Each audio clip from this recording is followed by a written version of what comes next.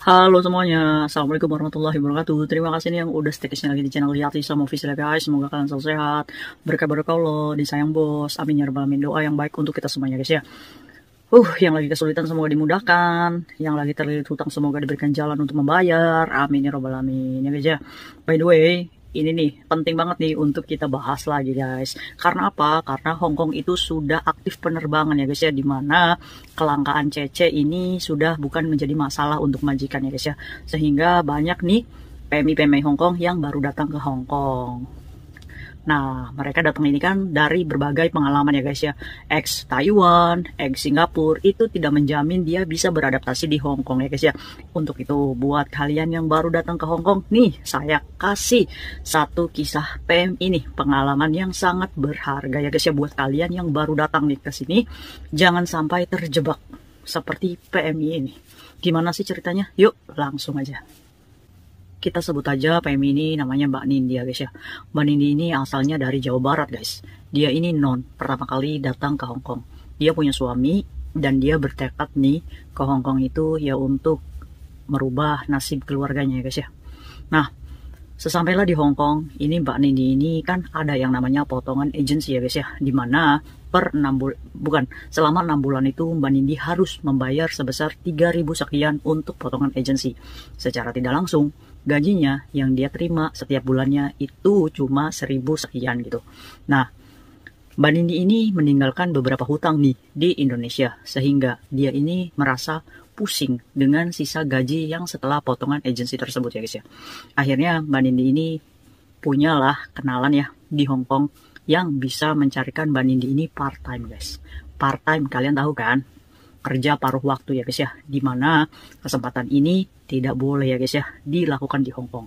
Itu sama aja kita menjerumuskan diri ke pekerjaan ilegal. Sanksinya berat banget, kalian bisa dipenjara dan bisa dideportasi.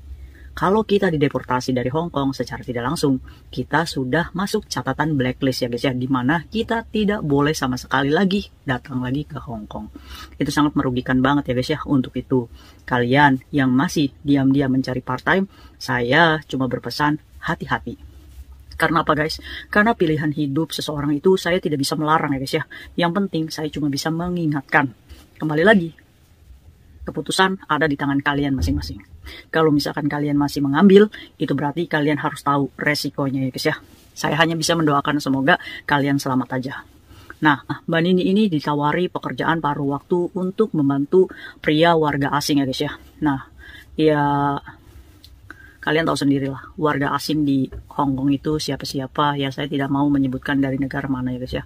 Intinya Mbak Nindi ini dikontrak sehari $300 untuk membantu Mr. P ini untuk menjual barang ya guys ya, dalam bentuk baju kaos berjualan pada hari libur anak-anak ya guys ya, di Sham Shui Po sana. Jadi Mbak Nindi ini ya bantu-bantu tuh untuk menjual kaos-kaos murah ya guys ya. Nah, bosnya itu ya Mr. P itu. Singkat cerita, Mbak Nindi ini sudahlah di akhir penjualannya guys. Akhir batasnya itu sampai jam 3 sore. Akhirnya Mbak Nindi ini ditawarilah makan tuh sama Mr. P. Nindi, kamu mau makan apa? Yuk kita makan dulu. Ya awalnya Mbak Nindi ini tidak menaruh curiga sama sekali guys. Karena apa? Karena dia ini kan bosnya guys ya. Ya wajar menawari makan, kan kita kan lagi kerja sama dia pada hari itu ya guys ya. Akhirnya Mbak Nindi ini cuma, saya nggak tahu nih mau makan apa, McD aja deh. Akhirnya dibelikanlah McD oleh Mr. P ini. Apakah makannya di McD? Enggak. Ternyata Mr. P ini membeli McD ini take away ya guys ya, alias makan di luar. Nah, Mbak Nindi ini bingung kan, mau makan di mana nih, di luar, sedangkan kan posisinya rame guys, lagi libur. Akhirnya Mr. P ini membawalah Mbak Nindi ke sebuah apartemen. Mbak Nindi ini nggak tahu nih, disuruh ngintil aja gitu di belakang. Ya udah Mbak Nindi ini ngintil terus ya, karena gaji part time-nya belum dibayar kan. Karena Mbak Nindi berpikir ya mungkin habis makan saya dapat gajian nih $300 sehari, kan lumayan ya guys ya, 600.000 bisa buat tambah-tambah ya guys ya di saat kita kekurangan potongan agensi tadi. Akhirnya Mbak Nindi ngintil lah di belakang tuh, Mr. P di depan, Mbak Nindi di belakang, sampai akhirnya naiklah ke salah satu apartemen. Ya pada waktu itu Mbak Nindi melihat ruangannya itu ya agak sedikit gelap ya guys ya. Cuma pada waktu itu nggak ada tuh yang namanya security, nggak ada orang lah pokoknya di depan itu. Ya Mbak Nindi nggak tahu tuh itu tempat apa. Ternyata kok ini banyak kamar. Nanya kan Mbak Nindi nih kepo sama Mr. P. Ini nih rumah apa ya? Ada satu ruangan saya katanya di atas. Yang Mbak Nindi ini ya berpikir ya mungkin ruangannya itu ya kayak apartemen-apartemen gitu. Jadi ada tempat duduk, bisa makan dan rame. Mbak Nindi kira seperti itu guys. Ternyata datanglah tuh ada di depan sebuah ruangan. Dibukalah pintu. Mbak Nindi kaget dong. Apa yang terlihat? Apa yo yang kelihatan? Yang terlihat adalah sebuah layar TV yang menyala dengan video porno guys. Syok kan Mbak Nindi, langsung ketakutan tuh pada waktu itu. Ini saya mau diapain ini? Ternyata Mbak Nindi dibawa ke satu ruangan kamar guys. Dan itu Mbak Nindi baru menyadari bahwa itu adalah hotel. Hotel-hotel yang disewa per jam mungkin ya. Tapi nggak ada security tuh guys di depannya tuh. Jadi nyelonong aja nih, kayak serasa kamar itu tuh milik Mr. P gitu. Sudah di booking gitu. Akhirnya masuklah ke ruangan tersebut. Mbak Nindi ini langsung, saya nggak mau loh, ini mau ngapain nih? Terus udah kamu duduk aja dulu. Masih sopan nih Mr. P-nya. Akhirnya Mbak Nindi ini duduklah di kursi nih. Jempot aja Mbak Nindi ini ketakutan guys. Nah Mr. P ini duduklah di kursi sebelahnya. Mbak Nindi ini tiba-tiba air mata itu keluar guys. Terus Mr. P-nya ini tutup pintu lah. Kamu ngapain mau tutup pintu? Saya nggak ngapa-ngapain kamu katanya. Akhirnya Mr. P ini tutuplah pintu. Nah, udah kamu makan aja dulu katanya. Kan kamu habis seharian bantu saya. Kamu makanlah dulu. Dikasihlah tuh McD. Mbak Nindi ini curiga. Ya takut juga ya nanti McD-nya itu dikasih obat tidur, kan kita nggak tahu ya guys ya. Akhirnya Mbak Nindi ini, saya nggak mau makan. Pokoknya saya nggak mau makan. Udah kamu bayar aja saya 300 terus saya mau pergi. Terus Mr. P ini dengan muka memelas ya guys ya. Mr. P kali kamu tuh mau ngapain? Memelas gaya aja kamu itu memelas. Akhirnya Mr. P ini menunduklah di kasur ya guys ya. Jadi ruangannya itu ruangan, depannya itu kamar mandi, kasur, TV di atas, kecil lah guys ruangannya.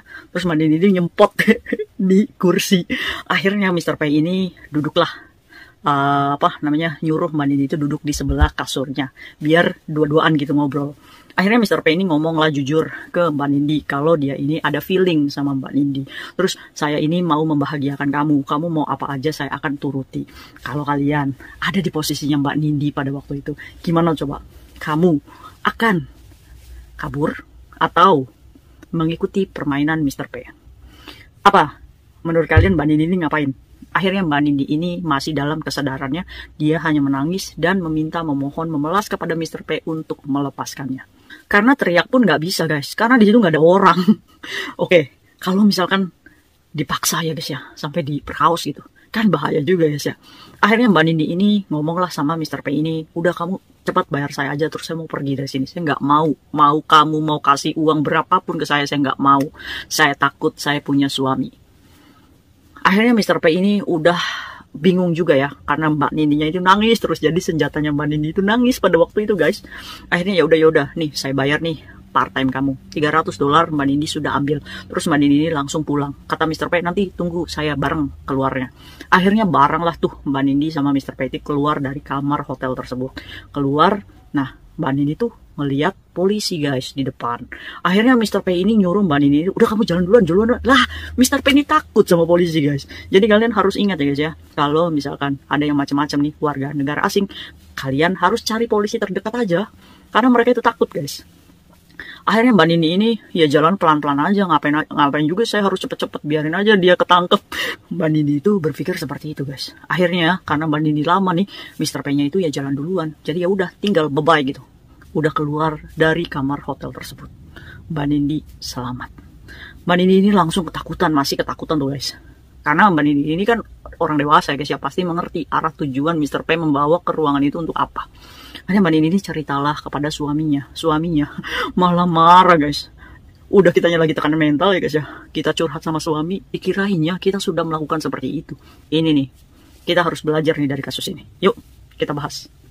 Kalau misalkan kalian masih potongan agensi, kalau misalkan sekiranya sisa gajinya tidak cukup, kalian lebih baik jujur saja ke keluarga. Saya di Hong Kong butuh pulsa $100. Saya butuh makan libur nih selama 4 kali. Gimana kalau misalkan saya setengahan kirim? Saya pegang 500, saya kirim 500. $500 kita kirim ke Indonesia ya dapat lah guys 1 juta. Kan apa namanya, kita jelaskan baik-baik kalau kita di sini masih potongan 6 bulan. Jadi selama 6 bulan saya cuma bisa bantu keluarga 1 juta, 1 juta, 1 juta. Saya tidak bisa memberikan lebih karena saya di sini hidup, nggak ada yang bisa bantu saya kalau saya kenapa-kenapa. Kalian harus tegas mengatakan itu kepada keluarga, biar keluarga kalian tahu dan tidak menuntut. Kalau kalian sudah jujur ke keluarga dan keluarga tidak mau tahu, mintanya dikirim lebih baik abaikan saja. Kita bukan nggak tega sama keluarga ya guys ya, tapi ingat kita di sini juga hidup. Kita di sini tidak ada yang membantu. Jangan sampai kalian mengambil part time, membahayakan diri kalian sendiri. Kejadiannya bisa jadi kayak Mbak Nindi. Mbak Nindi ini masih selamat. Kalau kalian sampai diperkaos, apa yang terjadi? Hancur segala-galanya hanya karena mengejar $300. Kalian nekat. Untuk itu, solusinya kalian harus terbuka sama keluarga guys ya. Abaikan kalau keluarga meminta lebih saat kamu masih potongan. Itu adalah cara yang terbaik. Nah, kalau misalkan kalian memang harus mengambil part-time, ya silakan. Hati-hati saja. Asalkan kalian harus memastikan kalau misalkan selesai part-time, ya udah. Nggak boleh ada kegiatan apa-apa lagi ya guys ya. Tidak ada plus-plus-plusnya. Kalian harus mempertahankan harga diri kalian ya guys ya. Kalau sampai hamil di sini, repot. Oke? Tapi ingat, part-time itu ilegal ya guys ya. Kalian bisa penjara maksimal 2 tahun dan denda $50.000, sekitar 100 juta. Jangan ya guys ya. Kalau bisa jangan. Kita bersyukur aja meskipun kita masih potongan, ya sudah kita terima saja. Kalau kita punya hutang di Indonesia, ya kita jelaskan ke mereka untuk sabar. Kalaupun nanti mereka mau bersabar, ya kita kasih ya guys ya sebagai bonus atas kesabaran mereka memberikan waktu ke kita ya guys ya. Yang penting intinya jujur dan apa adanya, terbuka ya guys ya. Jangan memaksakan. Kalian di sini ini bekerja. Kita bekerja di rumah majikan itu udah capek guys. Jangan bebankan kalian ya guys ya untuk mencari tambahan uang, gimana caranya? Apa sih yang kalian cari guys? Kalau kita menuruti ya guys ya, ketidakcukupan, manusia itu akan selalu merasa kurang terus guys. Jadi ya udahlah. Belajar untuk menerima, oke, saya masih potongan. Ya udah, makan McD aja yang murah 27 satu paket. Ya udah, libur 4 kali kan makan McD aja berapa tuh? $100 tuh, cukup tuh. Untuk 1 bulan makan McD aja. Ya kak, itu kan makan siangnya aja, emangnya makan malamnya nggak? Ya udah kita makan roti aja. Atau nggak makan mie cup itu, samyang itu yang beli di 7-Eleven yang kita dapat gratis air panas, itu kan bisa hemat ya guys ya. Ya, kembali lagi untuk hidup yang bagaimana yang kalian mau, ya kalian bisa menentukan sendiri. Kalian ini bukan anak kecil ya guys ya, kalian juga udah dewasa. Yang penting kita hidup apa adanya aja ya, insya Allah cukup ya guys ya. Cukup insya Allah. Pokoknya belajar nih dari kasusnya Mbak Nindi, kalau hati-hati kalian, kalau misalkan anak baru yang baru datang ke sini, biasanya mata laki-laki itu pada melotot. Karena mereka berpikir kalau kalian dikasih uang mau. Padahal kita nggak semuanya begitu ya guys ya. Kita harus menjadi PMI yang punya harga diri. Oke, see you next video. Bye-bye.